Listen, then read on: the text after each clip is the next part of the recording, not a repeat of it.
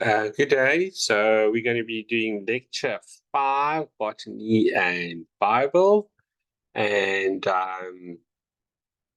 let's begin. There is a remarkable story in Judges chapter 9 that references an obscure tree. But when we understand that tree, we gain a powerful illustration on what faithfulness looks like in our lives today. And in this lecture, lecture 5, we're going to be talking about a tree you've probably never heard of before. In Hebrew, it is known as the atad tree, but it often gets translated in our English as bramble or thorn bush. And we're going to have to explore if there isn't a better way of understanding what the atad actually is.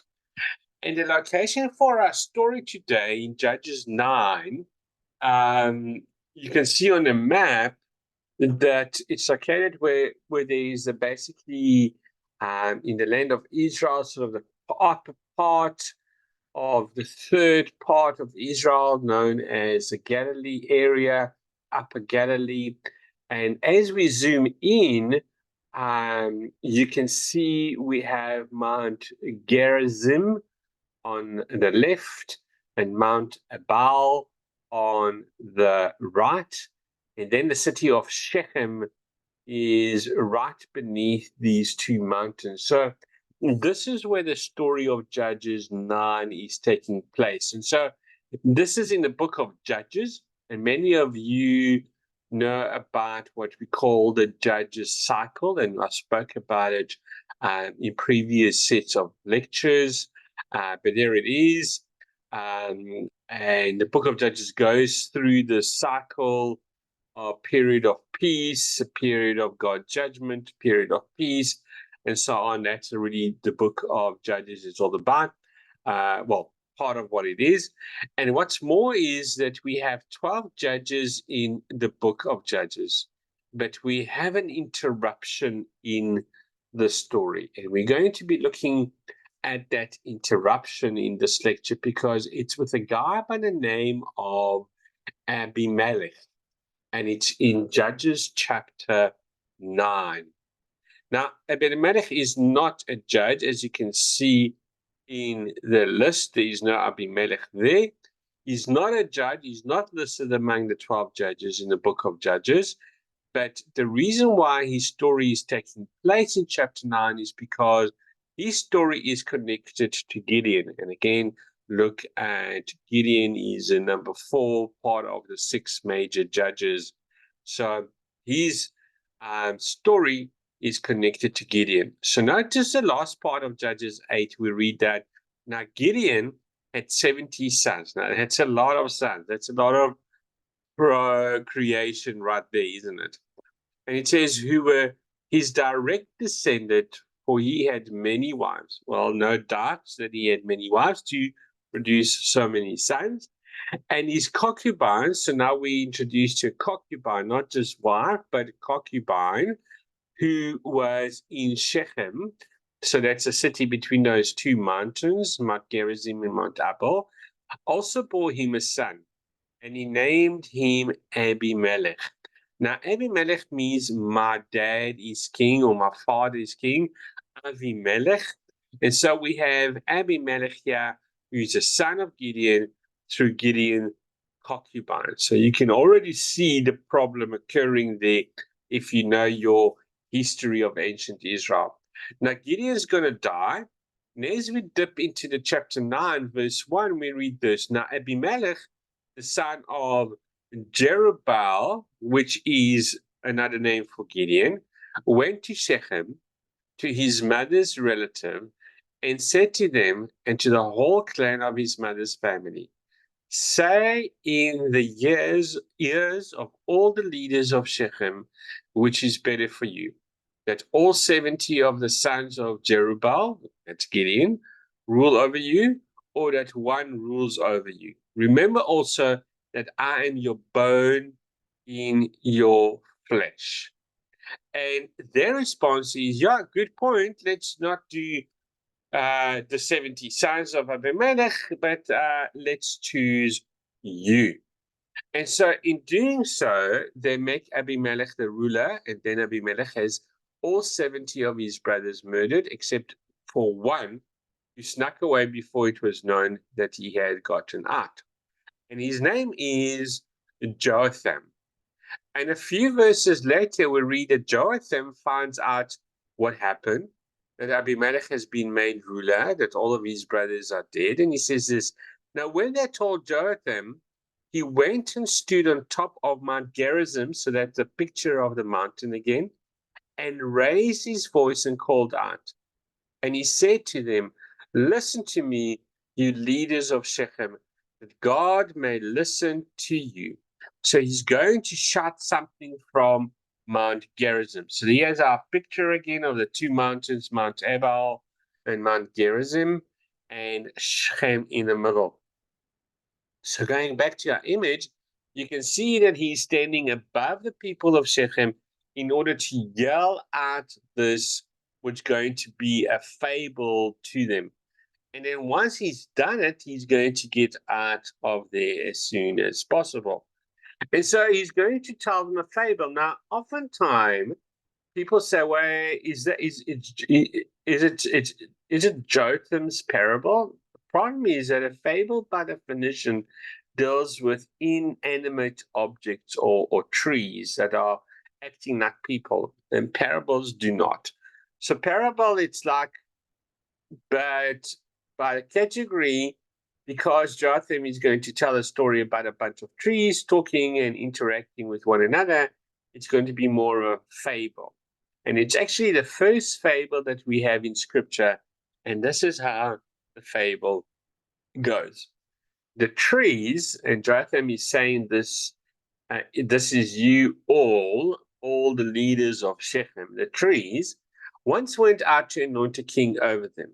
And they said to the olive tree, reign over us. But the olive tree said to them, shall I leave my abundance? That's talking about the rich oil from the oil, by which God and humans are honored, and God hold sway over the trees. Saying, he's basically him saying to them, all right, you all went to the olive tree, and the olive tree said no. Carries on. It says, then it says, next the tree said to the fig tree, you come and reign over us. But the fig tree said to them, should I leave my sweetness and my good fruit and go hold sway over the trees? Again, Jotham is a way saying to the people, you all went to the fig tree, and the fig tree said no. So then Jotham says, then the tree said to the vine, you come and reign over us. But the vine said to them, should I leave my wine that cheers God and humans and go hold sway over the trees? And it's like Jotham again says, hey, you all went to the grapevine, and even the grapevine said not to doing it.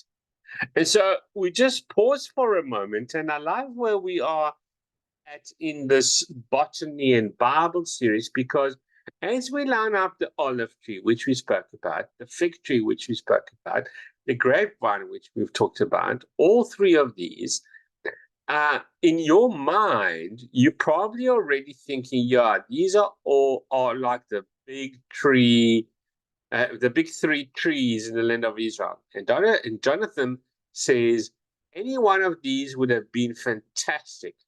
But they said no. And instead, Jotham says, here's what you did. And here's how the fable concludes. Then all the trees said to the bramble or thorn bush, you can reign over us. The bramble thorn bush said to the trees, if you are really anointing me as king over you, come and take refuge in my shade. But if not, may fire come out of the bramble and consume the cedar of Lebanon. So here is the fable that Jotham tells. Now, where we see the word bramble thorn bush here is the word adad in Hebrew, which we spoke about in the beginning. And again, we translate it to either bramble or thorn bush, but it just doesn't seem to fit the context of the story. Because when people are interpreting the Adad into a tree, it's like, well, which one are we actually dealing with? It's not like everyone university knew the Adad. Well, that's the Adad tree, we'll say. Now, they, in a sense, do because of work we're going to talk about here in a few moments. But as it was originally translated into the English, you get the bramble or the thornbush. So, because of work that has been done, and I'll show you just now, people would agree with it. But because of the translation of bramble or thornbush, we're not sure, is that really what Jotham is talking about when he talks about that tree? And this is why. And if you look at a bramble that is being referred to here in technical class, if you will, it's the Lycium europaeum. And it's a thorn bush. It's a bramble. And it's not all that impressive. You can look at it, it's a little thing, and people say, well, yeah, that's kind of what Jotham is doing, is maybe comparing Abimelech to this kind of a pathetic little bramble thorn bush. But that doesn't seem to be the case, because Jotham already knows the power that Abimelech wields. I mean, Jotham is screaming this from the mountain of Cherazim. So when he's done with the fable, he can go off the backside and get away from the people, because obviously one of the brothers is not dead. So he understands the power of Abimelech. And so it doesn't seem to be that he's comparing him to this little weak little bramble or thornbush.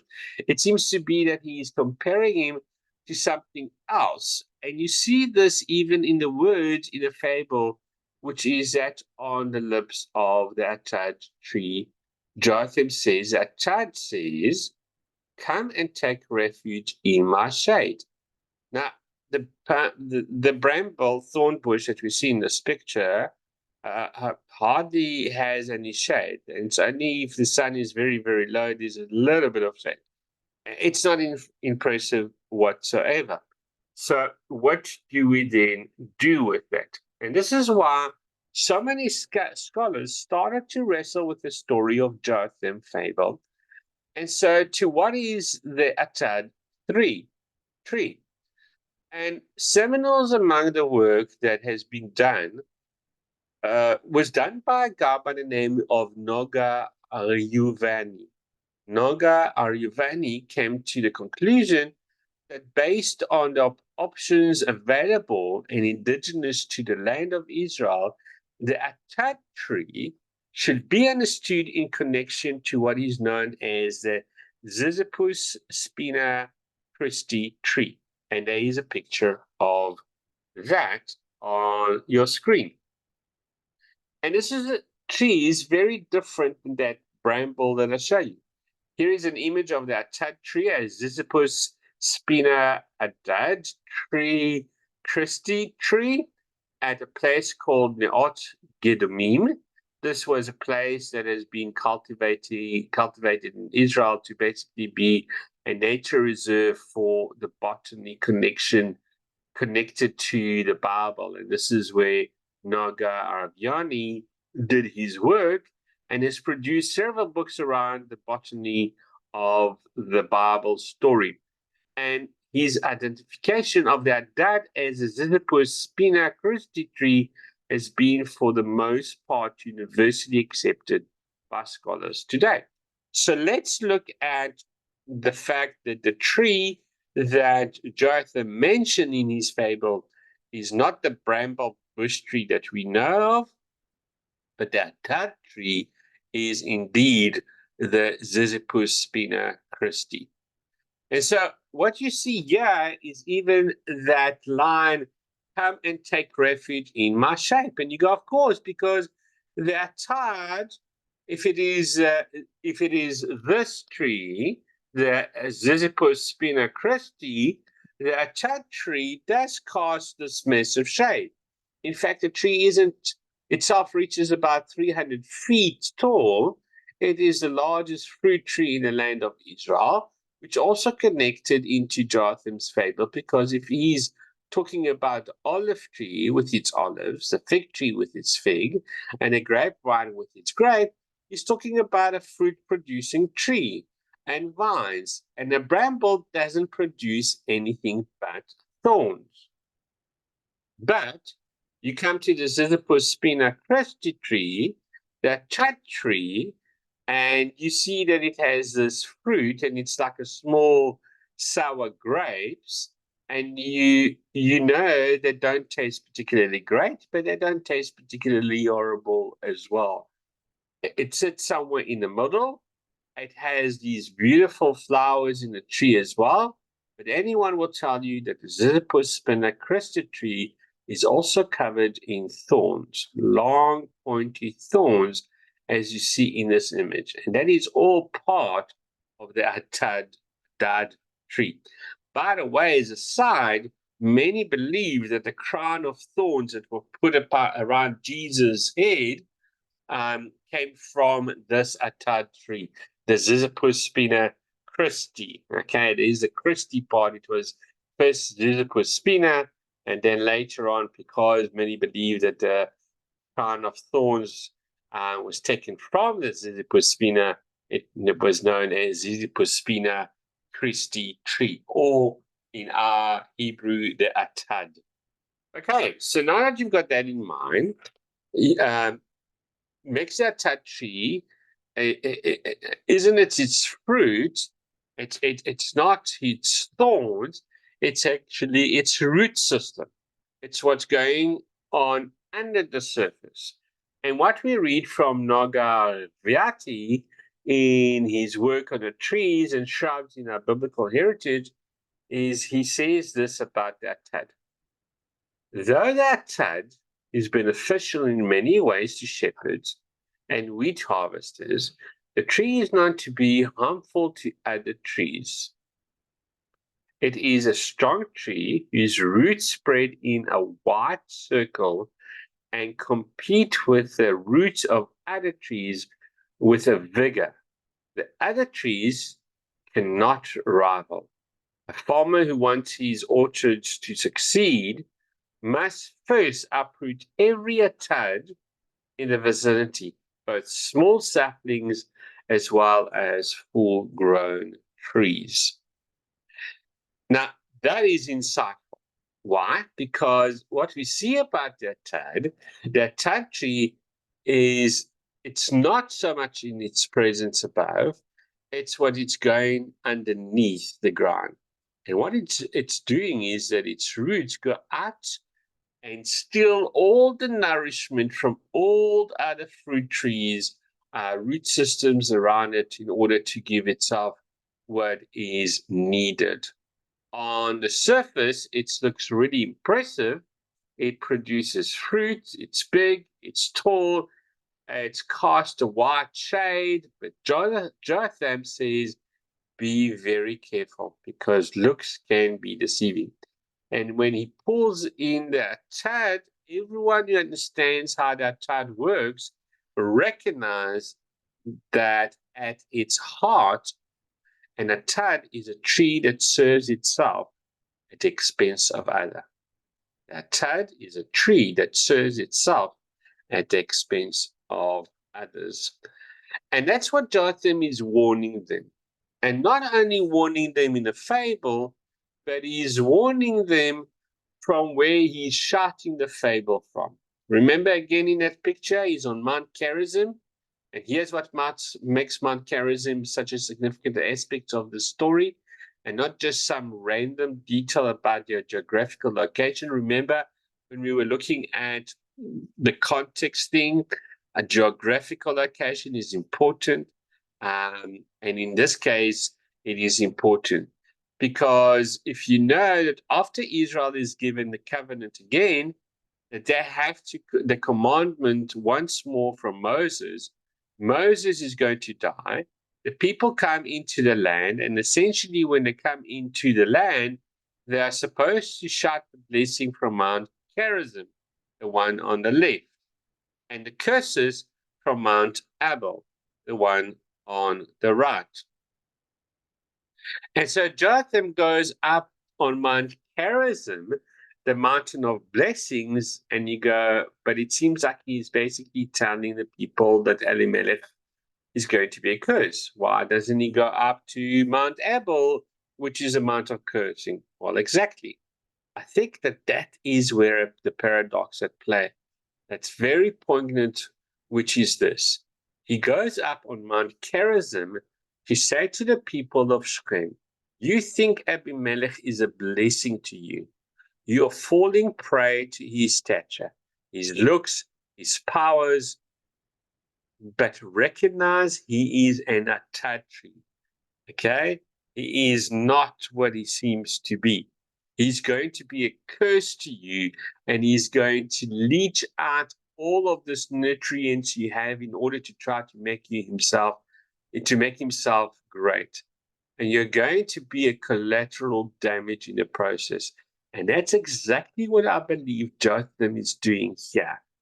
And the brilliance of this fable is that when he brings the Hatad tree into play, he's basically saying it serves itself at the expense of others. Now, all throughout the series, we have been connecting botany, specifically trees, to our faith. And we've been talking about how do we live a fruitful life? How do we live a life of faithfulness in connection to what we learn about botany in the Bible text? And for me, the challenge becomes, where in my life am I acting like the Atad tree? Is there any place in my own way of doing things where I'm actually serving myself at the expense of others? And I will just pause that. I will just pose. Sorry, I'm getting myself twisted here.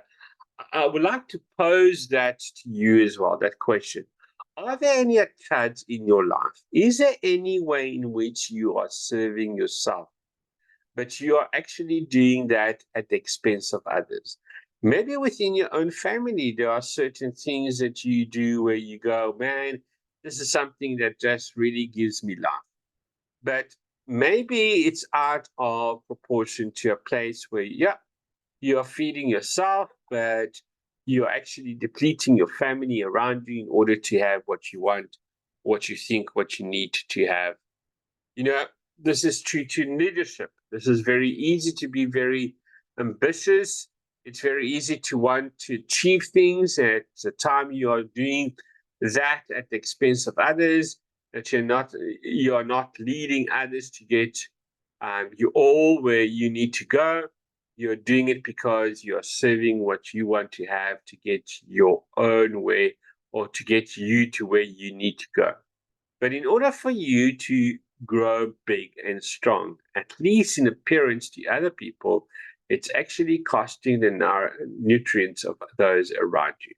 Sometimes we know that even in our own personal lives, that we can be functioning as an Atad, and we don't want to be an Atad. That maybe we are struggling with some sort of addiction, and we aren't coming clean around it. And so we are serving ourselves with something we don't want to be serving ourselves with. But it's actually creating this collateral damage around that. There's lots of ways in which we can serve ourselves at the expense of others. But that's not how the biblical narrative is guiding people of faith to live their lives. I mean, even just looking to the example of Jesus, one of many places we see in Mark 10:45, which says, for even the Son of Man did not come to be served, but to serve, to give his life as a ransom for many. That's everything Jesus did, was about how do I bring life to other people? How do I accomplish my mission, my task, my calling in a way that gives life? It doesn't steal life. And so, as we just pondered this fable from Jotham to the people of Shechem about a guy named Abimelech, we have an opportunity to look at our own lives and to think about our tads that maybe we have in our orchards of our lives. And that if we are going to live a faithful lives to God in a way that brings life to others in the process, then we must uproot that tad in our lives. And that's the story in Judges that helps us to better understand the flora or the botany or the trees and what it looks like in our own faith. So there you have it, guys. Lecture 5. Discussion questions. You can read it for yourself and try and answer it for yourself. A good time of reflection. Next week, it's our final lecture of our Botany and Bible series. We meet two biblical characters who come to the end of themselves in the same wilderness south of Beersheba. Wilderness is more than just a place on a map. It's also territory of the soul where all other safety nets get removed. And our only hope is to depend on God. It's here that God uses a small desert shrub to deliver potent message of hope. By the end of this lecture, you'll have a new appreciation for the way small graces become huge gifts when we come to the end of ourselves. And this is just a reminder of the new series. It's going to start on 8th of April, called Stripped Out of Context. And the whole thing is understanding the original context of a passage unleashes the power of Scripture to transform our lives. Stripped of Context is a new series designed to help us train our minds to ask better questions when we read the Bible by exploring famous passages that are frequently taken out of context. By the end of this lecture 1, which we'll look at that famous saying, I can do all things, you'll understand why Philippians 4:13 isn't about God empowering us to do whatever we set our minds to, but rather unlocking the secrets of contentment in any situation. So please come and join me in our next series. If you're interested, just privately WhatsApp me and I will tell you exactly what needs to be done.